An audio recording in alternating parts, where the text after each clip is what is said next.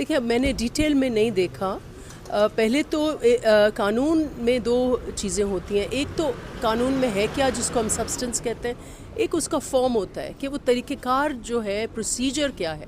دونوں چیزیں اتنی اہم ہیں. قانون میں پروسیجر بھی ہوتا ہے کہ قانون سازی کا طریقہ کار کیا ہے, اور پھر اس میں اندر کیا ہے. دو چیزیں جو آرڈیننس میں ہے مجھے ڈیٹیلز اس کے نہیں پتہ, لیکن اس میں اس وقت جو ہمارا اس وقت سب سے زیادہ اعتراض تھا وہ پاکستان کی تاریخ میں کئی مرتبہ ایسے ہوئے جہاں آرڈیننسز کے ذریعے قانون سازی ہوتی تھی, جیسے خان صاحب کے ٹائم میں, جیسے اس سے پہلے ایون ان کے نون کے ٹائم میں آرڈیننس. پیپلز پارٹی کا اس پہ اعتراض ہوتا تھا کہ آرڈیننس سے آپ اگر قانون سازی کریں گے تو اس بلڈنگ کا کیا فائدہ, اور ہم سارے جو اتنے ووٹ لے کے آتے ہیں پلس قانون اتنا خزانہ خرچ ہوتا ہے, اس کا کیا فائدہ جب wisdom of the house should apply to the law. تو اس پہ اعتراض کر کے 18ویں ترمیم میں ہم نے بڑا مشکل بنا دیا کہ ایک آرڈیننس کا جاری کرنا اور اس کا, لیکن اس پورے پروسیس میں صدر کا بہت بڑا عمل دخل ہے. آرڈیننس اس وقت تک جاری نہیں ہو سکتا جب تک صدر پاکستان اس پہ سائن نہیں کریں, لیکن صدر پاکستان کے سائن کیے بغیر تاریخ میں پہلی دفعہ, آپ بتائیں, آپ کو یاد ہوگا, مجھے تو کوئی یاد نہیں ہے, اتنے 15-20 سال مجھے ہو گئے کہ کبھی ایسا نہیں ہوا کہ آرڈیننس صدر پاکستان کے صحیح کے بغیر گئی ہو. تو اس پہ ہمیں سخت اعتراض ہے. دوسرا, اس وقت ایک انفارچونیٹلی نون کی پالیسی اور آئی ایم ایف کی پالیسی سیم ہے. یا آپ نون آئی ایم ایف کو استعمال کریے یا آئی ایم ایف نون کو, ہمیں نہیں پتہ, لیکن جو کچھ ہو رہا ہے عوام کے خلاف ہو رہا ہے. اب پتہ نہیں کیا ہے کہ آئی ایم ایف نے ان کو کہا ہے کہ اسپیشل اکنامک زونز جو ہیں وہ ختم کریں. بھئی کیوں ختم کریں؟ انڈسٹری کیسے پھلے پھولے گی؟ آپ انڈسٹری کو دیکھیں کہ انڈسٹری کبھی بند ہو کے کبھی بنگلہ دیش چلی جاتی تھی, ابھی ہر کوئی اپنے پیسے دبئی شفٹ کر رہا ہے. یہ ملک کیسے چلے گا؟ اس ملک کے نوجوان جو ہیں دھڑا دھڑ باہر جا رہے ہیں کیونکہ یہاں ذریعہ معاش نہیں ہے.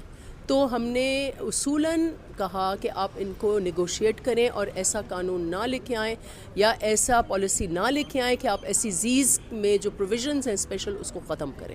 اب مجھے پتہ نہیں ہے, اس وقت میں ابھی آئی ہوں اسمبلی میں دیکھوں گی, اور ہماری پارٹی کا اس پہ ڈیٹیل موقف یہ ہے کہ یہ آرڈیننس جو ہے غلط جاری کیا گیا تھا, انہوں نے ودرا کیا. سبسٹینٹیولی آئی تھنک کہ ایسی زیز جو ہیں وہ صوبوں کے اندر آتی ہیں, موسٹ آف دیم. جو خیرپور فار انسٹنس کی ایسی زی ہے وہ دنیا بھر میں ریکگنائز ہوئی کہ اچھی بنی ہے, لیکن اس میں انویسٹمنٹ کیسی ہوگی جب آپ فیصلے جو ہیں وہ اوپر کوئی ادارہ ہے اس پہ بنائیں گے. تو جو فیصلہ سازی ہے اس کا اختیار یا صوبوں کو ہونا چاہیے یا مقامی فیصلہ سازی ہونی چاہیے. تو یہ سارے پرنسپلز ہونے چاہیے اگر ایسی چیز ہو.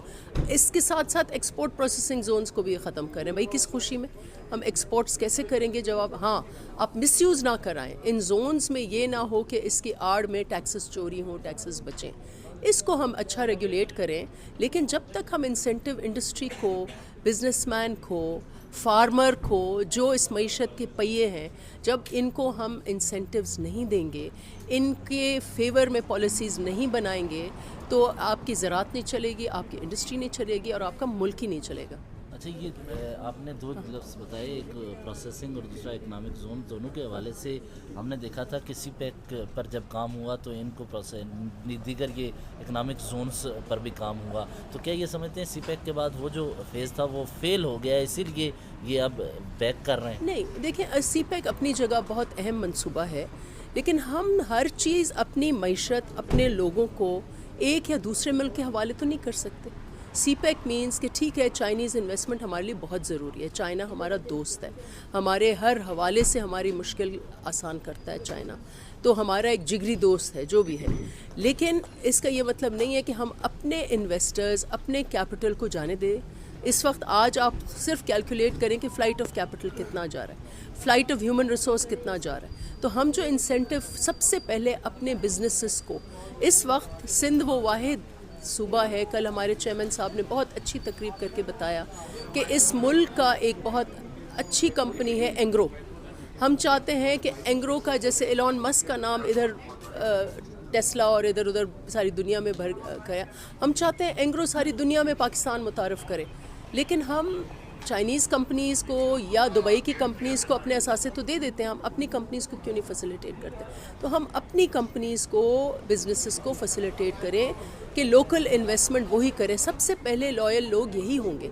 हम इनको नाराज़ करके फिर हम कहते हैं चाइना आओ हमारी मदद करो, आओ दुबई हमारी मदद करो, आओ यूएई हमारी मदद करो, आओ सऊदी अरेबिया हमें 1 अरब दे दो कि हम अपने ख़जाने में रखें क्योंकि हमारा बैलेंस ऑफ पेमेंट जो है। ये किस किस्म की मईशत आप चलाते हैं? ये मुल्क 22 करोड़ लगता है कि आवाम का ये मुल्क है जो खुद मुख्तार अपने पैरों पर खड़े होना जानता हो।